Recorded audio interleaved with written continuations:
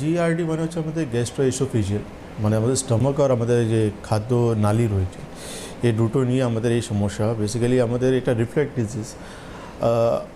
আমরা অনেক সময় আমরা দেখি রাত্রেবেলা, বেসিক্যালি যে ঘুমাতে যাওয়ার সময় বা রাত্রেবেলা হঠাৎ করে ঘুম থেকে ওঠার দেখছি আমাদের মুখ টক হয়ে যাচ্ছে বা মুখে খাবার চলে আসছে, বা ঘুমের ঘোরেও দেখি যে মুখের মধ্যে খাবারটা চলে আসছে, আমাদের মুখে খাবার চলে আসছে বা মুখে টক সময় আমরা দেখতে পাচ্ছি, বা বুকে আমরা দেখছি জ্বালা হচ্ছে, বা আমরা দেখছি বুকে পেন হচ্ছে আমাদের, বা রাত্রেবেলা দেখছি আমরা পেট ফুলে যাচ্ছে আমাদের।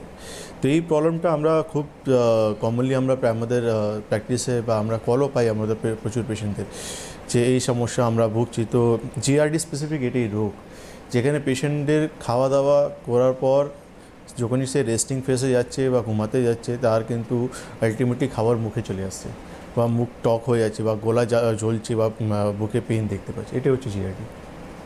তো এই রোগটার আপনি উপসর্গ মানে সিমটমসগুলো আপনি বললেন, এর পিছনে কি কোনো কারণ আছে যে এই ধরনের রোগ হওয়ার পিছনে কি কারণ বা কোন সময় হতে পারে? যেমন জিআরডি বেসিক্যালি যখন অনেকরাই মাঝে সাঝে এটা ফিল করে, তখন কি হয়, কিছু লাইফস্টাইল চেঞ্জ করলে সেটা কিন্তু আমরা ম্যানেজ করে নিতে পারি। এই রোগটা যখন ক্রনিক হয়ে যায়, দীর্ঘদিন সমস্যা হয়ে যায়, তখন আমরা এর সঙ্গে সঙ্গে অনেক কিছু সমস্যা ফেস করি আমরা।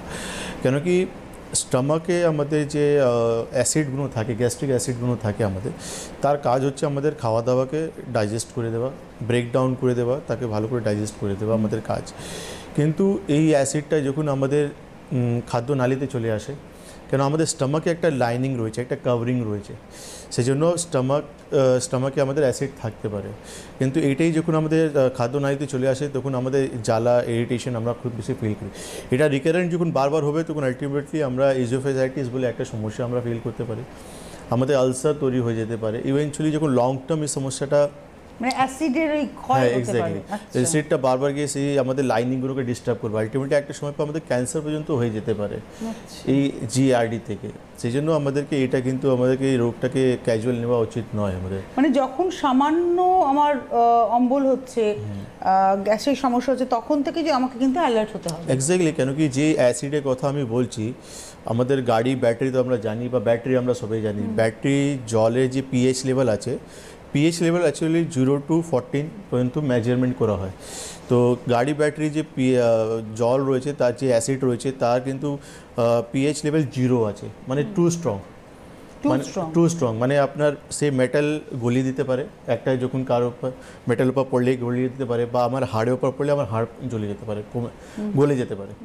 তো আমার স্টমাকে অ্যাসিডের পিএইচ লেভেল হচ্ছে 1 to 3, 1 to 3 মানে 1 থেকে 3 এর মধ্যে কতটা স্ট্রং, মানে ব্যাটারি যে অ্যাসিড রয়েছে তার পাশাপাশি ও 0, আর আমার স্টমাকে অ্যাসিড যেটা রয়েছে 1 to 3, মানে এত স্ট্রং আমাদের কিন্তু স্টমাকে অ্যাসিড রয়েছে, যেটার কাজটা হচ্ছে শুধু খাবারটাকে পাচনযোগ্য করে ফেলা। তার কাজ এটাই হচ্ছে, এর থেকে বেশি কিছু নেই।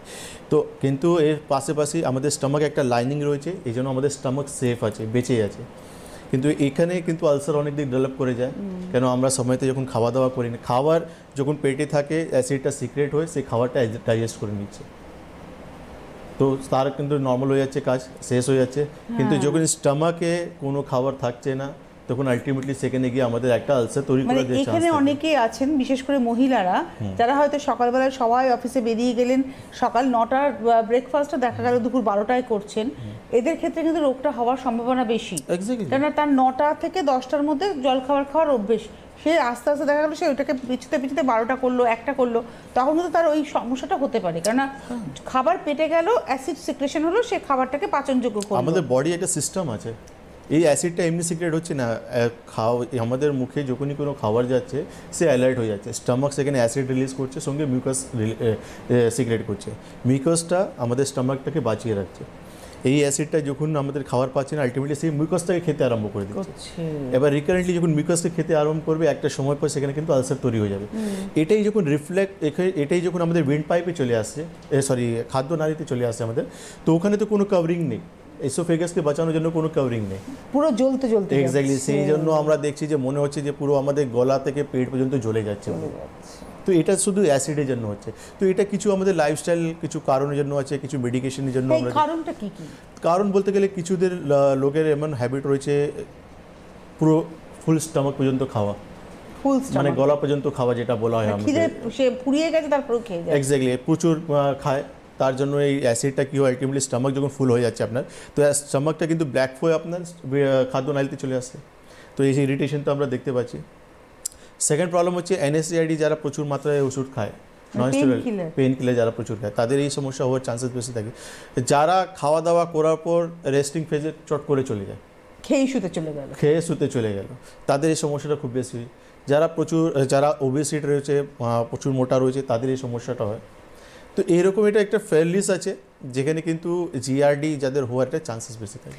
ধরুন এটা যখন হয়ে গেল রোগটা, তখন আমাদের করণীয়টা কি, ট্রিটমেন্ট কি রয়েছে? দেখুন এই রোগের যে রোগ এটা কি হয়, আমি আপনাকে একটু ইন্টারাপ্ট করলাম ডক্টর খান।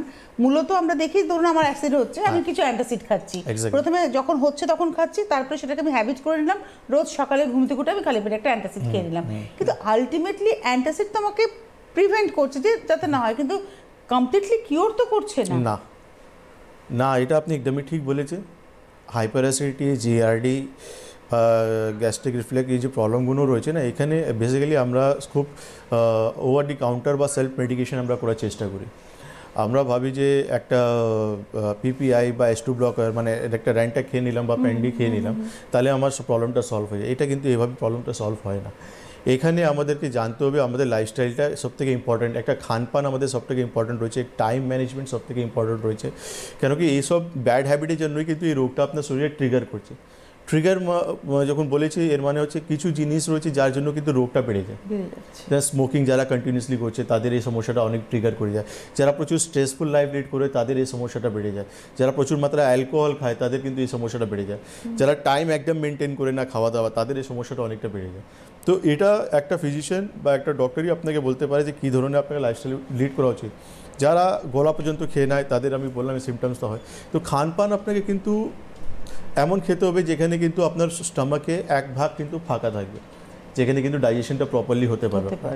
কার আপনার ঘুমানো আগে 3 ঘন্টা, মিনিমাম 3 ঘন্টা আগে ঘুমানো, 3 ঘন্টা আগে আপনার খাবার খাওয়া উচিত। খেয়ে দিয়ে শুতে যাবেন না, একদমই নেই।